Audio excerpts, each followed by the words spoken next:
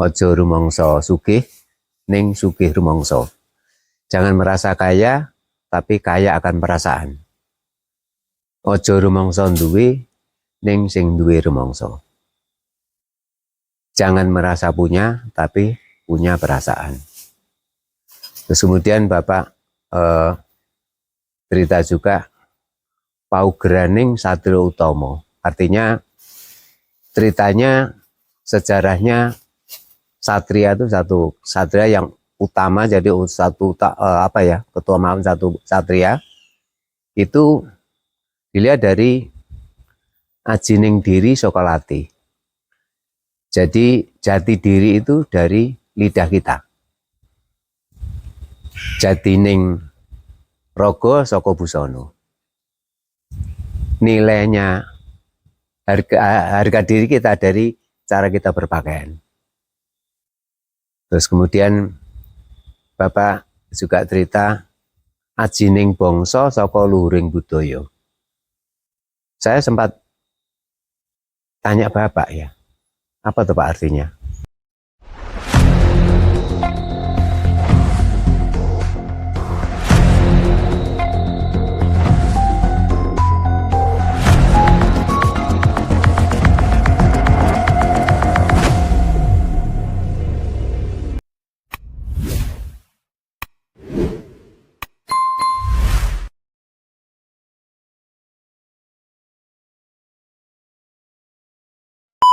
Selamat malam.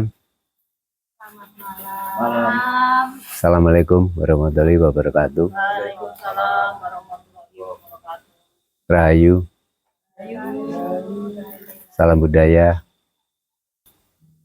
Perkenalkan, nama saya Mulyadi Dodit Sumiran. Saya adalah anak keempat dari almarhum Bapak Haji Sumiran Karsotiwiryo yang lahir pada tanggal 9 bulan 9 tahun 1921 di Tulungagung, di Desa Ringin Pitu. Kami akan ceritakan sejarah berdirinya pabrik rokok Copentung. Akan kami awali dengan sejarah dari kehidupan Bapak Sumiran pribadi. Beliau dilahirkan di Desa Ringin Pitu, 2-3 kilo dari Tulungagung, arah timur. Anak nomor 1 dari 9 keluarga. Beliau umur 10 tahun tidak bisa melanjutkan sekolah karena biaya.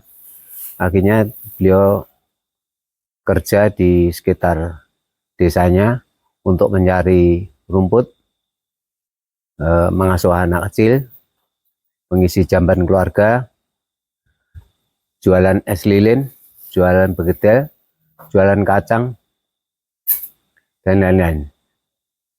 Kemudian beliau pindah ke kota untuk mencari pekerjaan yang tiap hari tidak pulang ke rumah. Bapak kerja dengan satu keluarga Cina, namanya Lim Bouchi.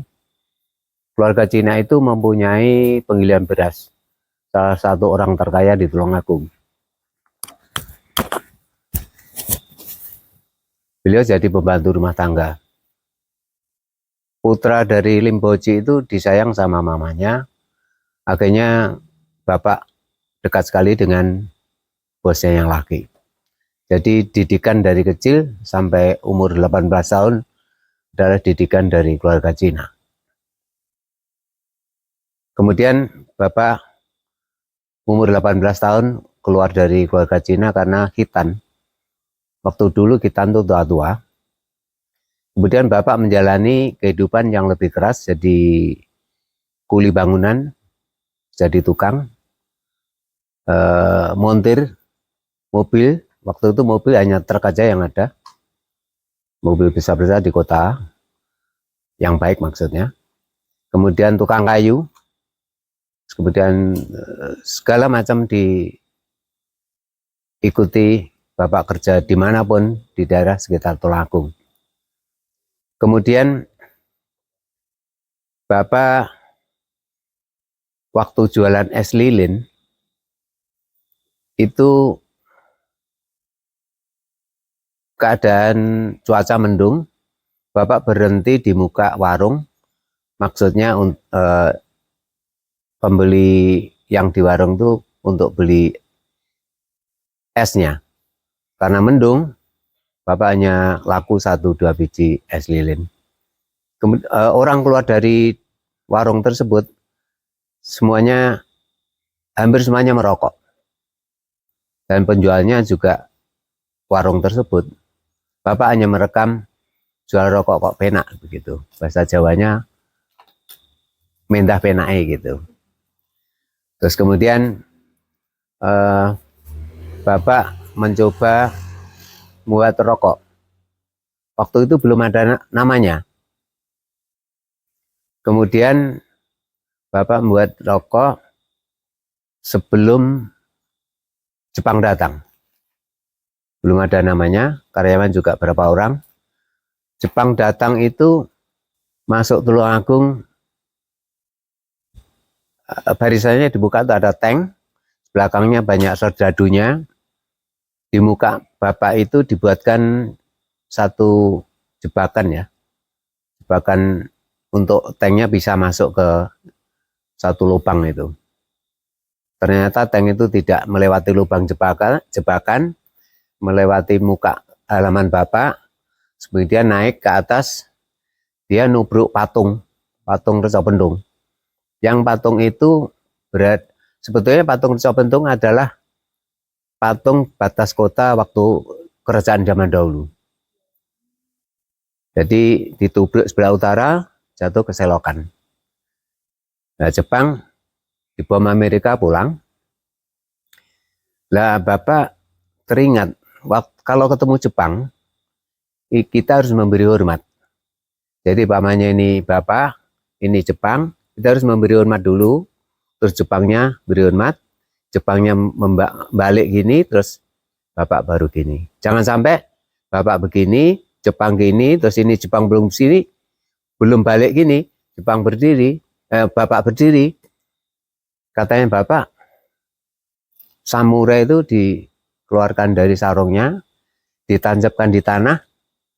Nah, untuk mukuli mukanya Bapak dari ini, ujungnya ini apa namanya?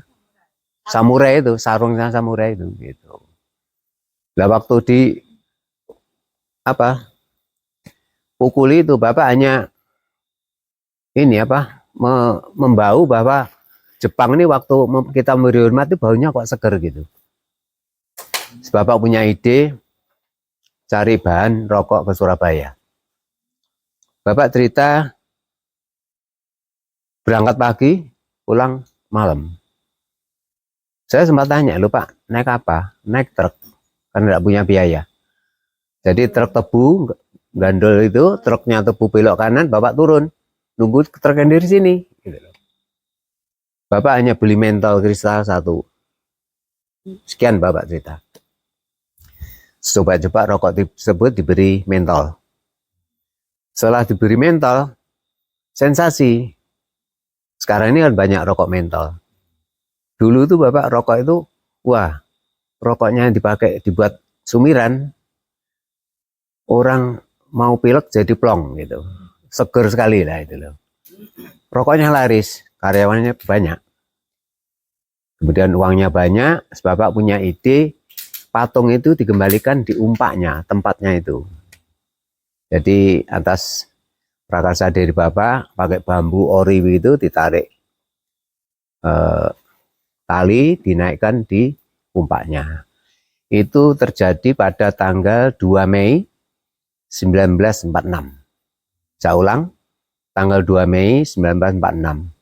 Akhirnya rokok tersebut diganti namanya rokok Reca Pendung. Sebelumnya, cerita sebelumnya, itu rokoknya bukan cap Reca Pendung, tapi rokok cap urang. Kenapa kok urang? Zaman dahulu itu kita kalau nyari ikan di selok, di kali, ada udang, walaupun tahu bukan udang laut, itu pasti dibuang. Karena kalau kita makan udang, jadi gatel, jadi meninggal. katanya bapak. Mungkin yang dimaksud apa ya, tetanus ya. Nah, itu. Saya sempat tanya bapak, lupa kok tetanus. Kuku itu dulu hitam-hitam orang tuh. Lupa enggak ada ketokan kuku, kok ketokan kuku belum ada.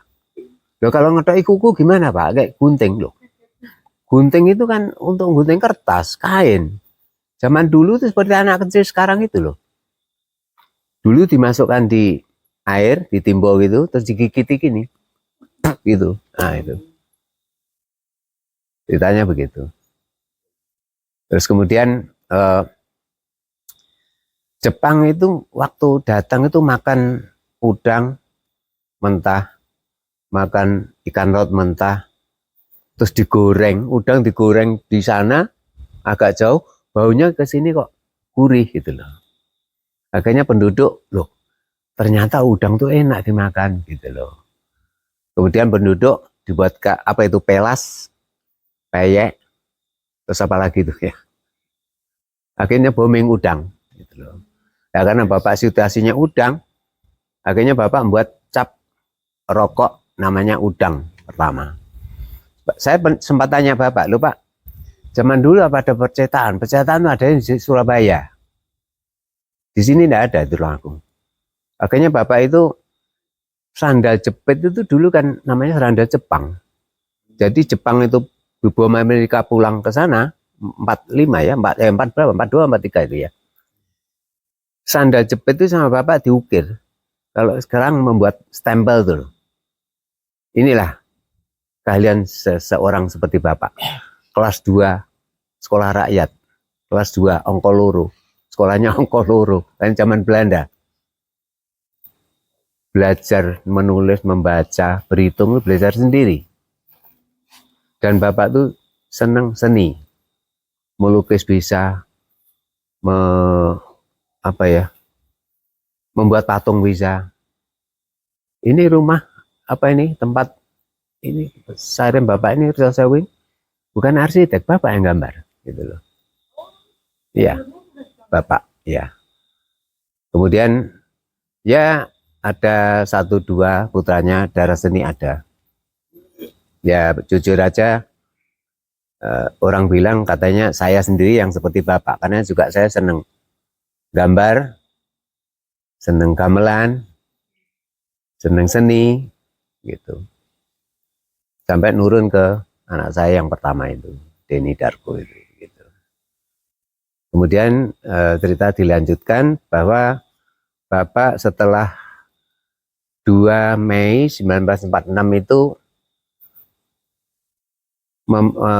menggantikan nama Rokok Cabudang menjadi Rokok Arca Bendung karena arca dinaikkan di umpaknya itu gitu loh. Ceritanya begitu. Ini sejarah dari berdirinya pabrik Rokok Arca Bendung dan berdirinya sejarah dari bapak gitu.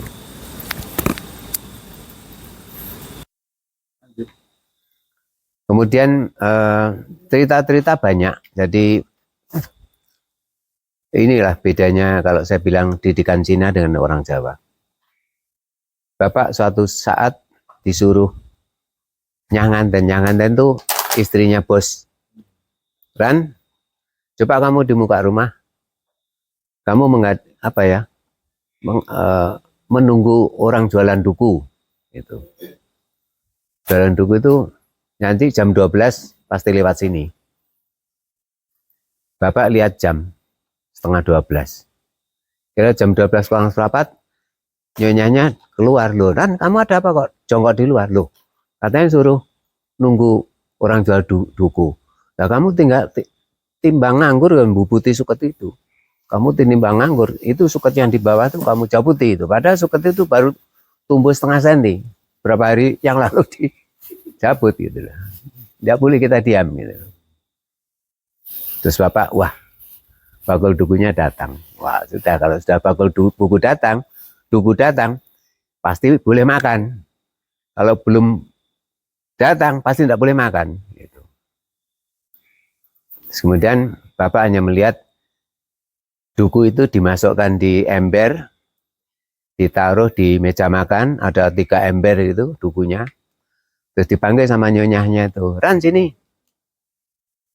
Kamu pernah makan duku? Belumnya. Paling-paling kamu makan jira. Mungkin tahu ya jira itu. Jira itu seperti duku, warnanya hijau. Kalau dimakan pucut sekali, langsung bukan hijau. Gitu. Bapak hanya di dalam hati hanya begini. Kok eram ya? Apa ya? Kok eram itu apa ya? Kok nelongso gitu loh, kok sejauh itu gitu loh. Paling-paling kamu yang mau makan gitu. Makanya Bapak di prasasti di bawah itu ada tulisan ojo rumongso sugih ning sugih rumongso. Jangan merasa kaya, tapi kaya akan perasaan. Ojo rumongso duwe ning sing duwe rumongso. Jangan merasa punya, tapi punya perasaan. Terus kemudian Bapak cerita juga paugraning satrio utomo. Artinya ceritanya, sejarahnya satria itu satu satria yang utama, jadi satu ketua maaf satu satria itu dilihat dari ajining diri sokolati. Jadi jati diri itu dari lidah kita. Jatining rogo saka busana. Nilainya harga diri kita dari cara kita berpakaian. Terus kemudian Bapak juga cerita ajining bangsa saka luhuring budaya. Saya sempat tanya Bapak ya, apa tuh Pak artinya? Kita punya perusahaan Reca Pentung. Itu satu negara. Kita mendidik karyawan begitu baik. Seolah-olah karyawan itu istri kedua Bapak. Didekati seperti saudara sendiri, lebih seperti anak sendiri. Itu sudah punya nilai tersendiri. Jadi ajining bangsa, satu nilai kerajaan Reca Pentung itu punya nilai yang luhur, yang punya nilai yang lebih daripada negara yang lain begitu. Kita harus menguriri itu gitu. Ye, wargaan gitu. Saya bisa cerita bahwa sosok Bapak ini, ya mungkin banyak Bapak yang lain ya, yang baik, tapi bagi saya Bapak ini seorang yang istimewa sekali. Saya sangat dekat dengan Bapak. Tahun 70 saya lulus sekolah menengah. Tiap minggu saya ngantar Bapak ke Popo. Ini belum dibangun. Bapak di tengah jalan, saya yang setir. Berangkat itu pasti bawa rokok 2 slop, 20 pak. Mau berhenti. Itu ada orang bawa rumput, jual apa? Cari rumput, berhentikan. Ini uangnya mau beri. Pertama tuh saya keliru. Karena uang saya berikan, terus rokok saya berikan. Keliru kamu, jangan gitu. Kamu ibaratkan kamu reklame rokokmu. Saya sebetulnya juga pikiran begitu. Saya kan reklame rokok, tapi Pak tidak mau. Rokoknya dulu, terus diberi uang. Tidak tahu makna apa itu. Banyak sekali orang dibantu Pak tengah jalan. Dan Bapak pun tidak pernah. Sekarang banyak YouTube yang keluarga ini dari saya gitu. Bapak tidak pernah dulu. Gitu. Lebih-lebih waktu makan ketemu temannya, Bapak hanya bilang sama yang jual waktu itu nasi pecel, Bu, ini kok Bapak yang nama kopiah ke anak-anak, kalau bayar pindah, saya bayar sekali ya, gitu. Loh ini nanti kebanyakan Pak, ya besok saya balik sini untuk ambil sisanya begitu. Akhirnya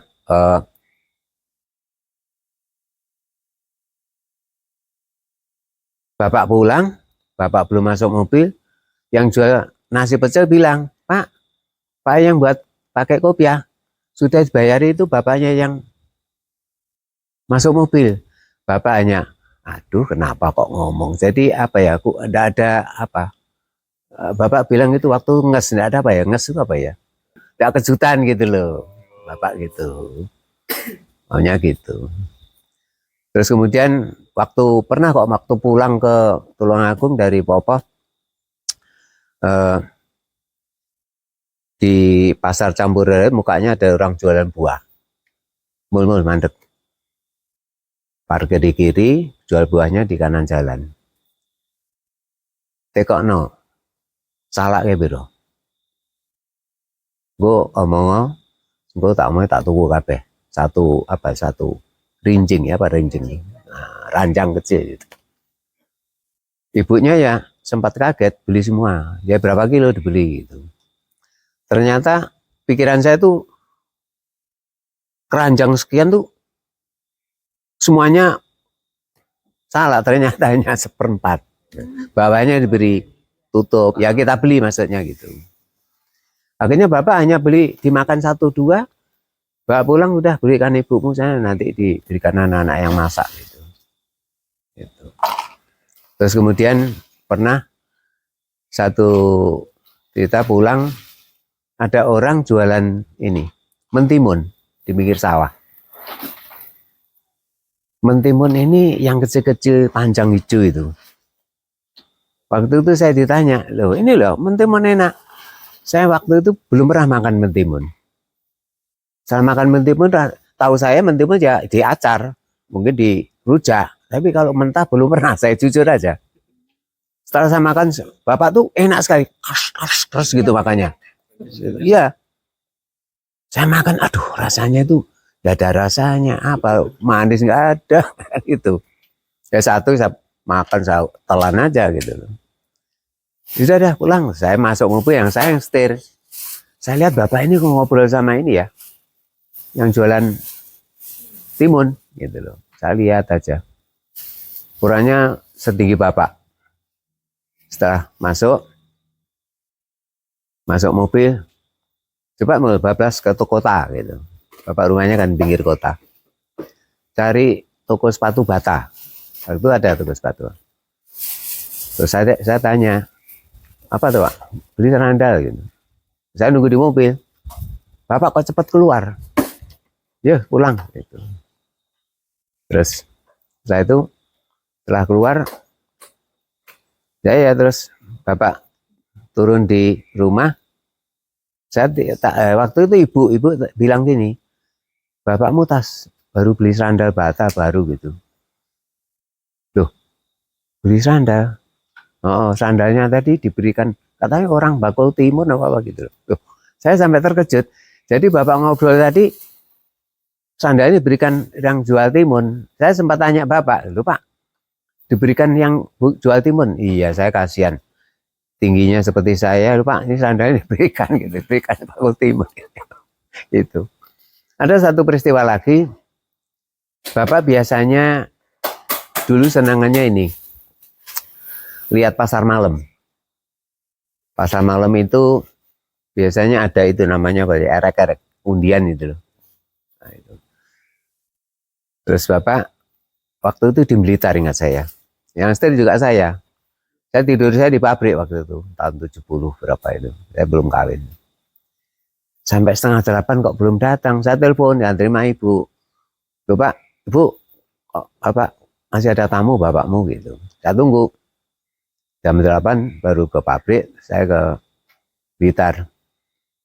Pasar malam itu kiosnya Kartisian sudah tutup semua. Satu dekat pintu masuk aja. Bapak mau jalan, ada satu bapak ibu keluarga gitu. Anaknya kecil-kecil 2 itu. Bapak mau beli, orang tua tuh mau beli karcis. Dia tuh nyari uangnya. Nyari uangnya begitu. Bapak lihat, loh, bapak di luar ini pasti kecopetan gitu. Saya hanya lihat bapak dari jauh itu, bapak mengeluarkan dompet. Saya lupa dompetnya berapa isinya. Pokoknya katakanlah 52 biji apa berapa gitu. Terus dijawil, orangnya tuh diberitahu loh, mungkin Pak uangnya jatuh gitu. Orang ngambil uangnya tuh orangnya gumul loh, uangnya kok 2 gitu loh. Padahal uangnya mungkin 1 gitu, pengertian saya gitu. Akhirnya orangnya dibuat beli karcis ya terus masuk gitu loh. Jadi apa ya? Bapak punya sifat yang satu memberi, satu tangan di apa sembunyikan gitu ya? Apa gitu? Tangan kanan memberi, tangan kiri nggak boleh kelihatan. Oh, nggak boleh kelihatan. Iya, iya gitu. Itu begitu. Dan Bapak ini biasanya yang ngisi dompet itu saya. Artinya begini. Bapak tuh punya dompet dua, coklat sama hitam. Dompetnya panjang, bukannya dilempet itu panjang. Buka ini. Yang ingat saya yang coklat itu 50 ke atas. Yang hitam tuh 20 ke bawah. Nanti kalau ada anak kecil-kecil ya mungkin 5.000, 2.000 apa berapa gitu. Tapi yang orang tua, ini dompetnya coklat 50 atau 100 gitu. Orang bilang zaman itu Pak Sumirna itu bagi uang seperti bagi daun. Banyak kejadian yang bagi saya aneh itu banyak. Utamanya dari tamu yang ke sini, juga penduduk. Kalau penduduk sudah jamak, sudah biasaan ya. Jadi sudah sambilan kita. Tapi kalau orang luar ini seperti mungkin ada arca ini kan dicat emas ya. Dulunya nggak cat emas, dulunya semen. Iya, semen. Maknanya apa? Bukan makna, Mas. Ada ceritanya.